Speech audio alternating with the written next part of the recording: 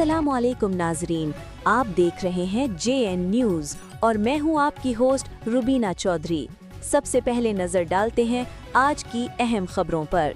खबर शामिल करते हैं शेखुपुरा से। ब्यूरो चीफ हनीफ तबस्सुम की रिपोर्ट के मुताबिक reclamation plants owners association Pakistan के अहदेदारान ने मुल्क में जारी पेट्रोलियम मसनूआत की किल्लत और इजाफे पर पुरहजूम प्रेस कॉन्फ्रेंस करते हुए कहा है कि रिक्लेमिनेशन प्लांट्स मुल्क भर में इस्तेमाल शुदा इंजन ऑयल को रिसाइकलिंग करके मोबाइल ऑयल तैयार करके हुकूमत को सालाना करोड़ डॉलर का ज़र मुबादला बचा कर दे रहे हैं। उन्होंने कहा कि खाम माल की बढ़ती हुई कीमतों और सल्फर की अदम दस्तियाबी के बायस इस वक्त 65% यूनिट्स बंद और 35% यूनिट्स बंद होने के धाने पर हैं। खाम माल की बढ़ती कीमतों से प्रोडक्शन की कास्ट इस कदर बढ़ चुकी है कि हम मालिकान यूनिट्स बंद करने पर मजबूर है। वज़ीर-ए-आज़म मोहम्मद शहबाज शरीफ और वज़ीर पेट्रोलियम अली परवेज़ मलिक सूरत हाल का नोटिस लेकर फार्म मेल पर सब्सिडी दें ताकि मुल्क की मैशत को सहारा दिया जा सके। उन्होंने बताया कि इस्तेमाल शुदा इंजन ऑयल पर दुनिया के 50% ममालिक में काम हो रहा है, जहाँ इन प्लांट्स को हुकूमत की तरफ से न सिर्फ सहूलियात बल्कि सब्सिडी भी दी जा रही है, मगर पाकिस्तान में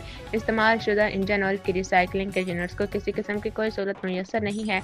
ये यूनिट्स सालाना अरबों रुपए टैक्स हुकूमत को दे रहे हैं। हालिया दिनों इसकी कीमतें 35 रुपए फी किलो से बढ़कर 240 रुपए फी किलो तक जा पहुंची हैं। इसी तरह क्रूड ऑयल और मुख्तलिफ केमिकल्स की कीमतों में भी कई गुना इजाफा हो चुका है।